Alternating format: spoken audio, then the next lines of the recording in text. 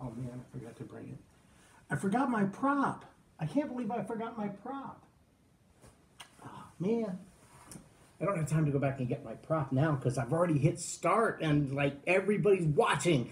Everybody, both of them. Okay, one of them. Whoever you are, you're watching. I see your little live icon up there. I don't know who you are, but welcome. Yes, warning. Today's video, while brief, will contain a very direct, very overt religious reference. Man, I wish I hadn't forgotten my prop. Here's one of them, though. I got up this morning, and this pocket, I don't know if you know it, but I almost always have a pen. And if I don't have a pocket, I have my pen stuck right here. Sometimes, in fact, I forget to take it out of right here, and it's on the video. But normally, I'll take my pen and my glasses out so they don't leave a funny bulge in my pocket, and so I can be proper. But if I have a pocket, I tend to put a pin in it. But this morning when I got up to put this shirt on, I liked this shirt, and I took it out, and I started to put it on, and I noticed there was a mark right here in my pocket. And I thought, wow, that must have been from my pen, but I don't have that kind of pen. It doesn't leak like that. And what was that mark in my pocket? And as I turned the pocket inside out, I found the evidence of failure. The evidence of failure. Apparently, at some point that I was snacking on something that I shouldn't be because I'm diabetic and I'm not supposed to eat things that are chocolate. Chocolate. The evidence of failure fell into my pocket, where it was then not discovered until after it was laundered. And when the hot water and the dryer hit it, it became a giant, round stain of chocolate right over my heart. It's not there now. Because I have OXYCLEAN. First, I put it in the bathroom sink and I ran water over it and I washed it out and then I dried the whole shirt with a hairdryer, and guess what? The stain was still there. My wife said, no, you're going to have to do more than that. All of the effort in the world of sticking it in the sink isn't going to change it. You're going to have something added to the equation. And I thought, well, I've only got minutes before I'm supposed to be on video, so I don't have time to put it in the washer. And adding laundry detergent to my pocket is going to look funny all day. And I thought, I have an idea. And this is the prop I forgot to bring with me. It's on my studio table downstairs in the other studio. I just didn't bring it here. I went to the laundry room and I found OXYCLEAN. Yep, OXYCLEAN. I turned my pocket inside out and I squirted it a few times. I squished it together a few times. I stuck it back in the sink. I rinsed out the OXYCLEAN and I proceeded to blow dry my shirt. It's not 100% dry. You can see the space is a little darker. But this is the evidence that I would call sanctification. It's when the work that's been done in one place in your life is starting to spread to the others. And so the pocket is dry, and it is now dry and without stain. See, sometimes in our life we make mistakes, like eating chocolate when we're not supposed to, getting involved in relationships we're not supposed to, taking money we're not supposed to, lying about things when we're not supposed to. And like the chocolate in my pocket, it may be invisible to everyone else for now. It might make it through many days and phases in the laundry basket, even into the washing machine, yet undiscovered, and you think, I got away with it. And then into the dryer it goes to set. And when the rest of the fabric dries, when everything else looks like it's all back in order, and you feel like I'm back on track and no one knows the mistake I made. Voila! There it is. The stain. Jumping out for all the world to see. I could have walked around with that stain in my pocket all day, but instead I decided to find the one solution in our home that was able to remove the stain from my pocket, and that was OXYCLEAN. OXYCLEAN for chocolate. OXYCLEAN will take the chocolate out of your pocket, but only the blood of Christ will take the mistakes out of your life. If you want the stupid things that you've done to be erased from your life, you're going to have to humble yourself. Seek the face of an almighty God make the request of his perfect Son. Because it's only the blood of Jesus that washes all the stains away. Only the blood. Oh, you can cover them up. You can launder them. You can put them in the dryer. You can take them to the dry cleaner. But don't really go away until they're met with the blood of Christ. How do you do that, you might ask? Maybe you've made mistakes in your life and you thought, I don't need some religion to tell me that I was wrong. The evidence of my wrongness is there every day of my life. You're right, you don't need religion. I warned people that this video would have a overtly religious message, but it's really not a religious message. It's a relationship message. There are a lot of women that I could have married. I mean, there are at least one other that maybe would have had me. But I don't know how many others would have given me the grace that my wife has. For all the mistakes that I made as a husband, for all the mistakes that I made as a father, for all the mistakes that I made as a friend.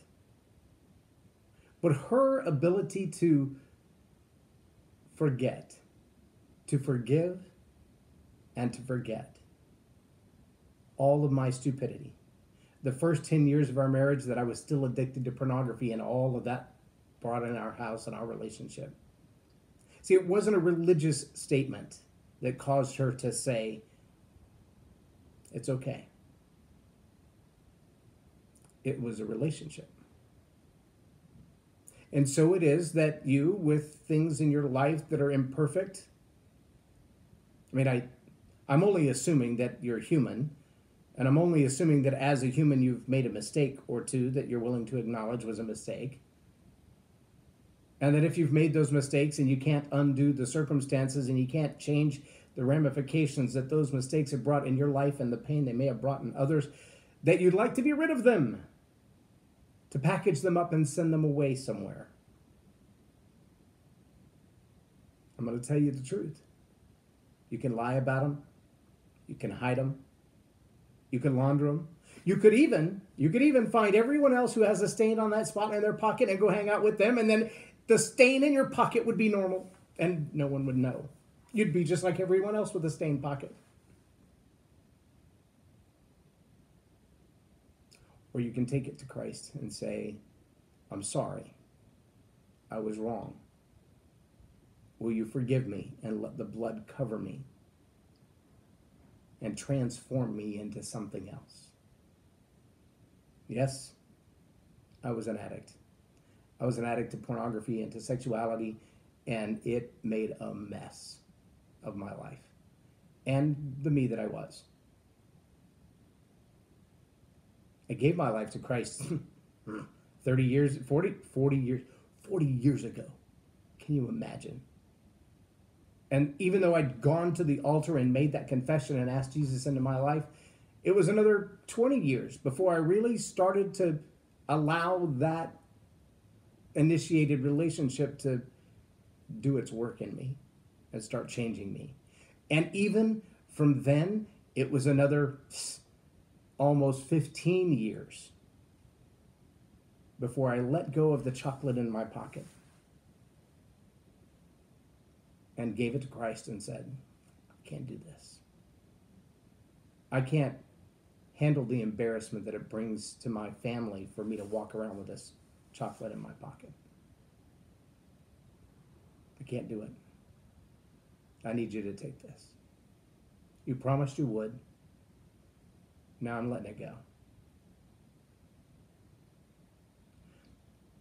It's been almost pretty close to 15 years since that transaction. And every day I get a little further away from that stain in my life. Oh, I still know the impact that it had in my family and in my life and in the people around me. And I see evidence You know, the old playground saying is true. It takes one to know one.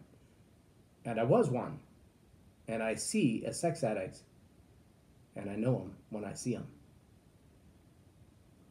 I see posts like by my friend Susan Galbraith, who talked about seeing the young men leering and staring at a woman as she was jogging.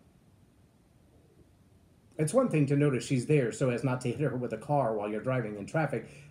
That's admirable. But to leer at her, to video her,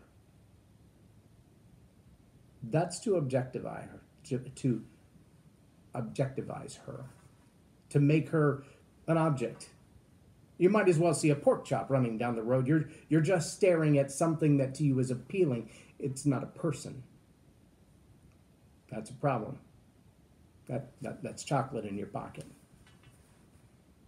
And just therapy, just counseling, just accountability groups, not going to do it. You need some spiritual OXYCLEAN in your life. You need the blood of Christ. You need to surrender it. You need to hand it over. You need to let it go.